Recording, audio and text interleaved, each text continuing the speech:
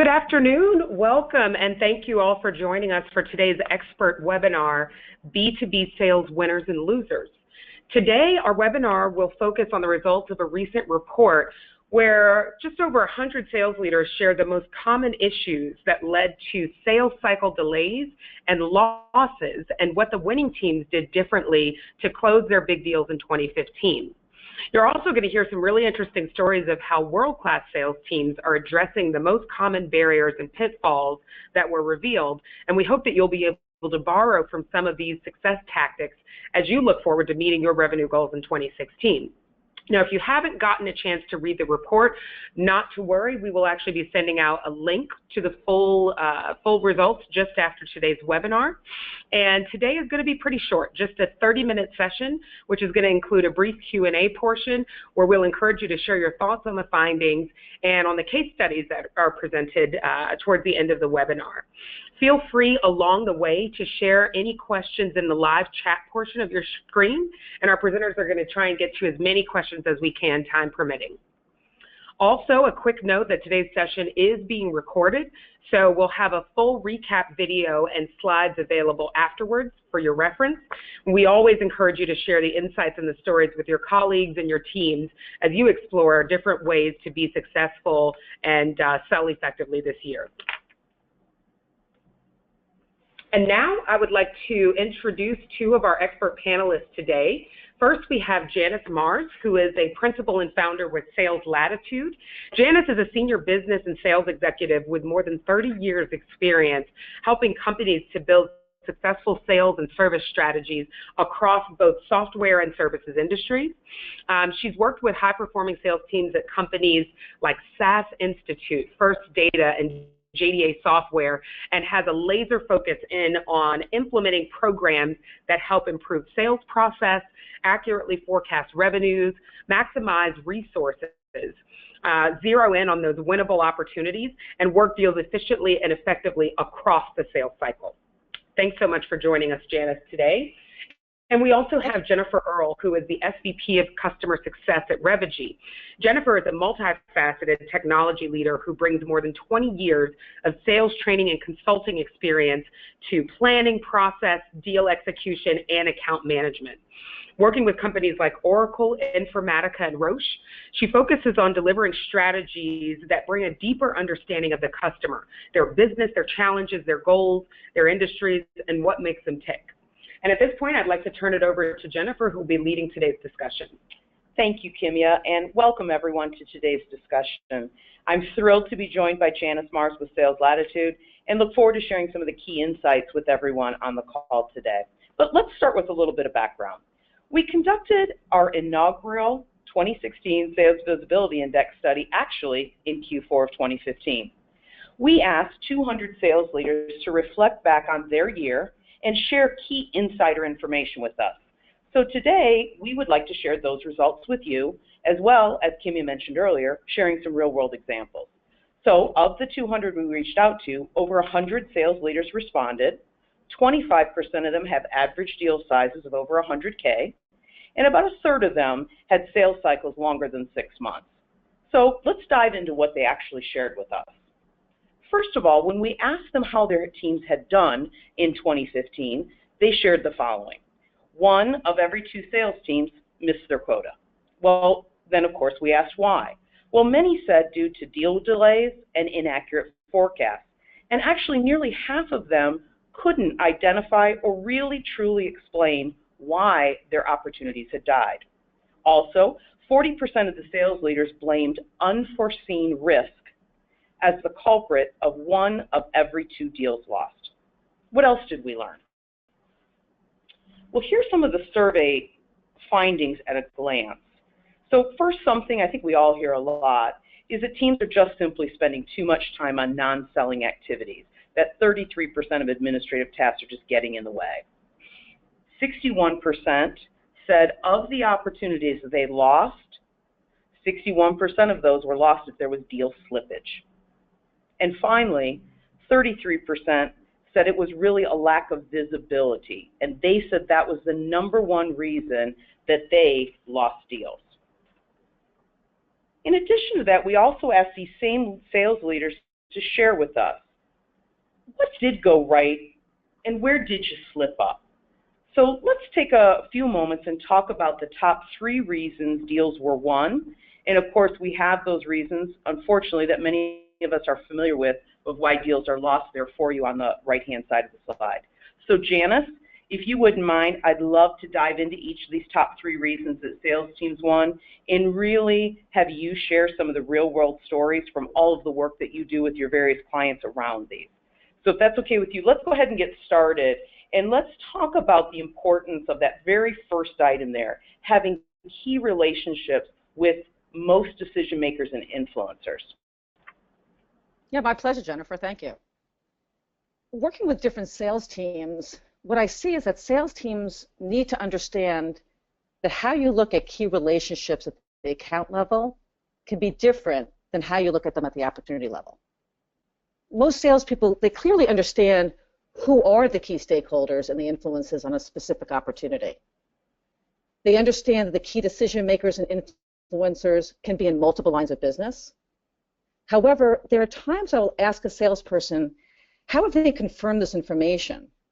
And I come to find out that who they believe are the key stakeholders don't clearly understand the specific business objectives that the business is trying to achieve. They may know that they need faster reporting, they need to lower cost, it might be that they want to implement a key project, but they don't truly understand what's the overall business objective that the customer is trying to solve. We see that this line of questioning typically helps them to expand their relationships to find the right person. And interestingly enough, typically these key decision makers, I think most of us see, are very open to discussions early on in the sales cycle, where they're happy to share the specific business goals they're trying to achieve. This differs slightly from identifying key relationships in an account. Here you're trying to identify more than those that you deal with all the time. So, for example, I had a financial services client who only knew those individuals that would be interested in their products and services. And they were looking at their customer, what I call bottom up. So I asked them if they knew who were all the direct reports in a specific line of business. And honestly, they didn't see any reason to get to know them since they could not sell to them. So I asked them if they had ever gotten a verbal acceptance on a deal and then waited months for a contract to be signed. And unfortunately, they said yes, but I think we all see that. So I asked them to try to identify something new and to look at the account's line of business more holistically. So what they discovered was that by looking at that line of business from the customer's point of view versus their own, they asked different questions and were able to identify key priorities. And in addition, they were also they were able to understand like how decisions were influenced and made, providing much more intelligence than any organizational chart could provide them. You know, thanks for that perspective, Janice. And, you know, I echo your comments around, you know, the key differences between managing and developing those relationships, whether it's at the account versus the opportunity level. You know, and I actually feel that the lack of visibility into these various relationship gaps may have been actually one of the factors into why 1 out of the 5 of our survey respondents could not identify why their sales team's deals had slipped past the close date. You know, I also know, I wanted to share here as well, is that one of the VPs of sales at one of our customers, is actually Fidelis, shares the story about his, oh boy, I'll be PC here, moment when he was reviewing the work his teams had done around documenting, like you had said, those current relationships and customer strategies. When, you know, through the analysis of that work he was doing, he realized that, they did not have access to the key decision makers. And really what they were looking at, he shared, it was a $1.5 million healthcare deal. So needless to say, he quickly moved it out of current quarter forecast into the right place in pipeline before it could become that slipped deal that surprises everyone. But I think the key then there was to know what work they needed to do, you know, to gain that really critical information. So let's take a look at the second reason that our survey respondents felt that their teams won in 2015. And that was really around having a clear understanding of the business goals and initiatives of their customers and then mapping their solutions to them. So Janice, would love to, again, gain your perspective around this. Yeah, this is one of my favorite topics. So I had a client who specialized in analytics, and they were able to identify what were the customer's top 3 overarching priorities. And honestly, this was no small feat since they were a Fortune 100 healthcare and pharma company. They then discussed with the key decision makers and influencers how their products and services could help them solve one of these 3 top priorities. And this allowed them to gain access to executives that they never were able to gain access before. They had tried to call on these people for years. But once they understood what their top priority was, it was like all of these key stakeholders came out of the woodwork. So after signing a $17 million deal, the account team that I was working with stated how much easier it was to get anything to happen when they were able to link their products and services to their customers' top goals and priorities. So kind of more of a top-down approach. And with a big smile on their face after a $17 million win, right? Absolutely. Yeah, I too have a customer story to share around having a clear understanding of customers' business goals, and just really a slight nuance that I think is actually of interest. So CoStar is a commercial real estate organization, and one of their sales managers shared with other customers of Revigy actually that visually mapping their customer business and goals and initiatives for him personally has really unlocked the power for him to help his customers gain better visibility into the issues that are actually holding them back from achieving their corporate goals. So obviously, having that understanding, having the customer buy in and understand what was holding them back really ultimately creates that strategic relationship and alignment that really everyone's after, right?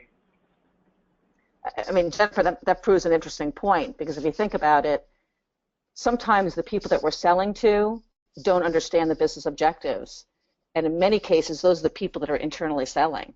So by us sharing that information, not only does it increase our credibility with the customer, but also helps our customer sell higher up in the organization and truly solve a business goal. So it's kind of a win-win all around. Absolutely, absolutely. So let's take a look then and move on to kind of the third and final reason that teams won in 2015. And that was all really around having quantified the potential value and the ROI of their particular solution. Yeah, so it's very tied to the top 2 that we were just talking about. I mean, I think what we see is the best sales teams, they understand that specificity is best. Knowing that the customer wants to, as I said before, increase revenue or increase shareholder value, it's just merely interesting. The sales team I mentioned, the one I mentioned with a $17 million deal, when they understood that they had the right relationships at the right levels, and the customer believed that their products and services and that they could actually help them achieve their business goals, that it only made sense that the customer would want to share their specific MBOs to ensure that they were successful. And kind of without that information, without that specificity, it can be difficult. With it, not only does it show that you have the right stakeholders and the visibility into your customer, but it also creates a win-win, right? They get to hit their MBOs, and you get to sell your deal and hopefully make your quota. Yeah, looking for that win-win conclusion is oh so essential, isn't it? Yep. Yeah, I pulled together something to share here as well. Blackline, who was a customer of Revigy's and a financial services firm, I think they have a great saying when they talk internally about how when their account executives align with their customers and they gain that clear insight into the customer-specific MBOs, which you just talked about, Janice, they say, and I love this, it provides us the ability to see what was previously invisible. See between the spaces to what is the real opportunity, and I love that. I love that. That's right. And and this is a team that's had great success. They've seen their revenue generated within their account management teams double. Since they've been utilizing that particular approach to drive their visibility within their most strategic accounts. So I appreciate that, Janice. And, I wanted to also share with the folks on the line that, even though 50% of our responding sales teams missed their 2015 goals, guess what? 85% of those same respondents expect 2016 sales goals to increase. So we all know quotas have and will continue to go up year over year. So whether the folks that have joined us today have made their 2015 number or not, we all know that expectations are increasing. So when we looked at the data we received from the 100 sales leaders, and we looked at what went right for the teams that did meet their 2015 sales goals, we uncovered the following that we wanted to share with you today, because we wanted to equip everyone who has taken the time to join us today to really have a couple of key things as the takeaways to help kickstart your 2016. So again, with our analysis of the data, we really narrowed it down to these three areas. And this is where folks had success and met that number. They had a path, they found a path to visibility. They got creative when it came to coaching. And no surprise here, they put their resources into improving these three key areas: people, process, and technology. So Janice, why don't we ask, if you don't mind, again, to share a little bit more of your expertise on how you feel from your experience, the work that you do on a continual basis, the writing that you do and share with everyone through your blog on Sales Latitude, is how you think we can best kickstart 2016 with these particular strategies in place. So let's start with that first one, and I'd love to hear your thoughts around how you think folks can find a path to visibility. No, absolutely. What I've seen fairly consistently is that the top performers know that they need visibility to best understand more than just an org chart, kind of what we were just talking about a few minutes ago. So what they do is they try to understand more from their customer's lens. And they're wary when they only know those people that can buy their products and services. And I know that sounds counterintuitive, but we see it all the time, right? We really need to be able to understand on a broader basis what are the overall priorities. In my experience, teams that understand a customer's top priorities and then can link their products and solutions, like that healthcare and pharma company that I was mentioning, when they potentially close bigger deals. I mean, that organization, that team that closed a $17 million deal, I think their biggest deal prior to that was $1 million, which is no small feat, don't get me wrong. But it was such a difference when they looked at things from a top-down perspective.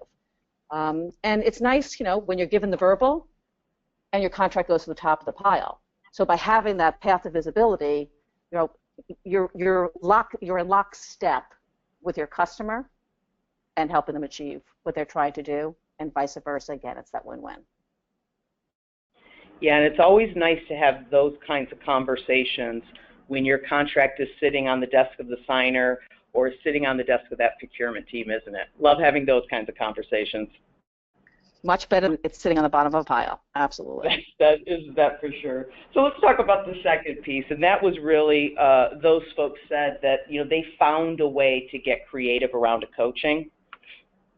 Yeah. Well, much of my time, both when I was a sales executive and now as a sales coach, is to help sales teams focus on key sales activities and always look at things from the customer's point of view. So as a sales executive, finding the time was always a priority since many things got in the way. What I see time and time again, is losing early and moving on to opportunities you can win is better than hanging on and losing after spending tons of you and your key resources' time. What we see is that coaching can help sales teams kind of get out of the weeds, see the bigger picture, asking questions, helping them fill in the gaps. A lot of times, you kind of get in the weeds, you can't see the forest for the trees. Whereas we all know that, we all know how coaches can help. Many continue to waste their time on opportunities that they have little to no visibility in, but they just know in their heart of heart that their products and services, is the right solution. And so what we see is with, getting creative with coaching, if they work bottom up, kind of pushing their product and services to fit a business need, whether it's a priority or not, versus top down, the coaching can help them kind of visualize that and focus from the customer's point of view. And I couldn't agree more with that, Janice.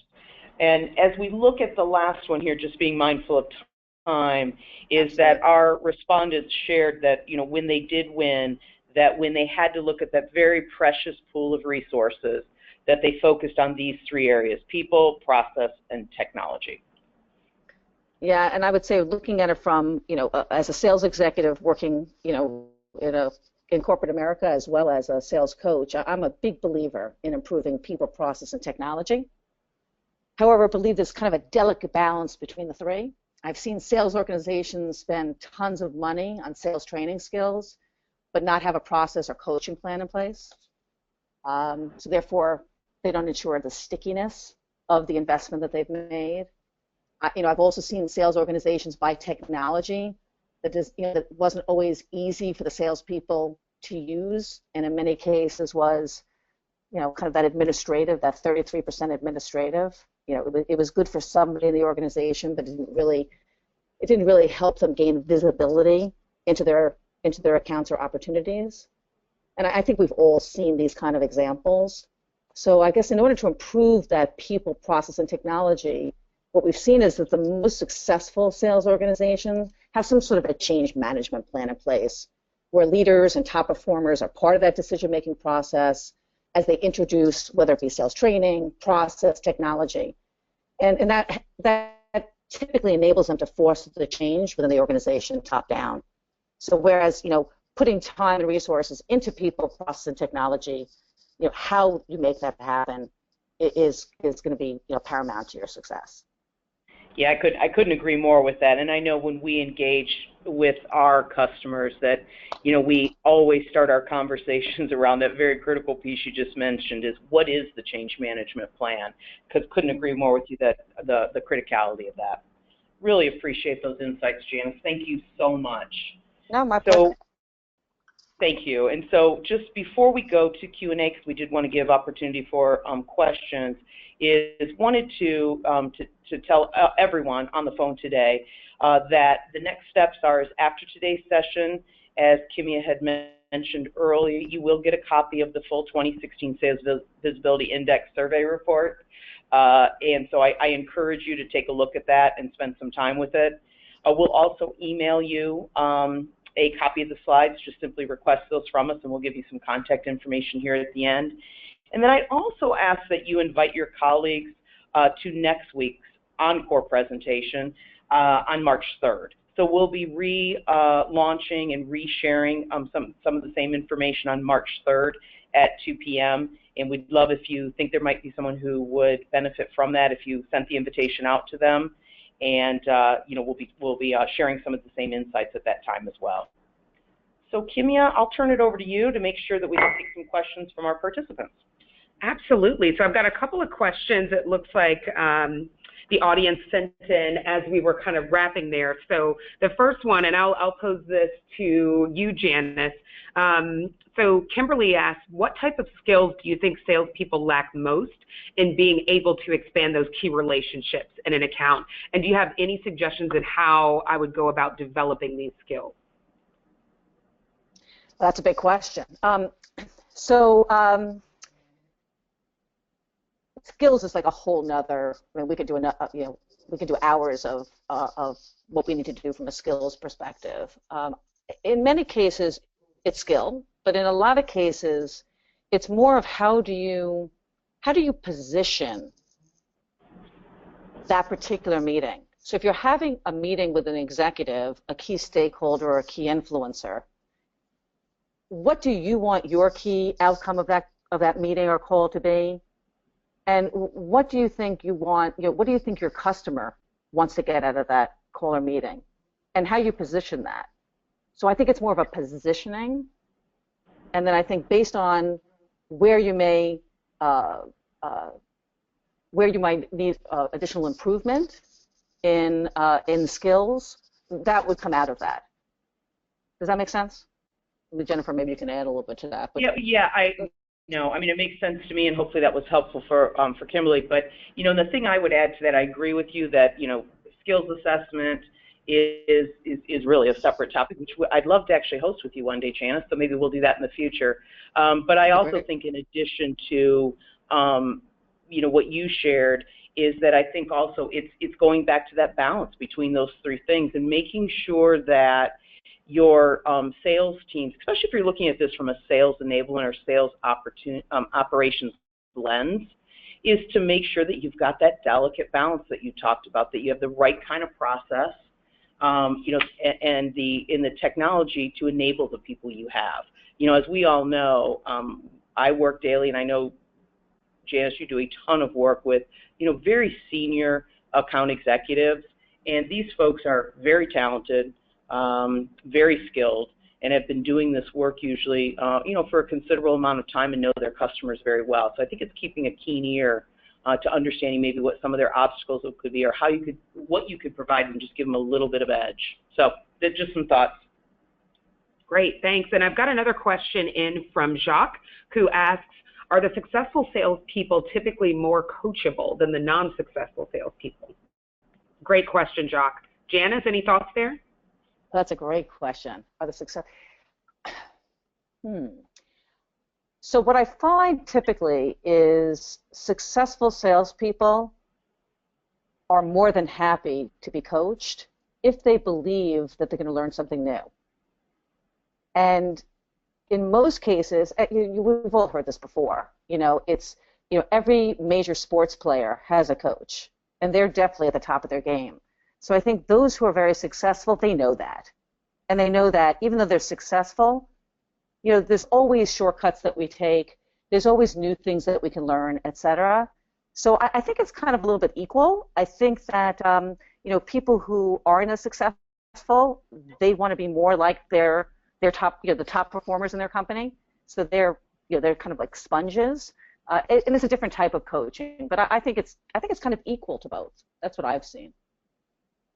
Yeah, and I think when we go back to Jacques' question, Janice, and tell me if you agree with this, is that for those top performers, it really is that the individual or individuals that they're receiving coaching from have to be leaders in their area. They have to be successful, and they have to be invested in their success. Absolutely. They have to have the credibility. There's no ifs and buts about that. Credibility. That was the word I was looking for. Thank you. Yep, agreed. And then we're just going to quickly take two more questions since we got started a little bit past the half hour. Rob asks, are missing relationships that you saw in failed deals, do those have anything to do with the pace or the deadline of the deal? Are we as companies allowing our reps enough time to make a deal successful? Oh my God, I could talk for hours on this. So I look at this more of, I call it the two different symbols, right? Symbols, like, you know, symbols in a band.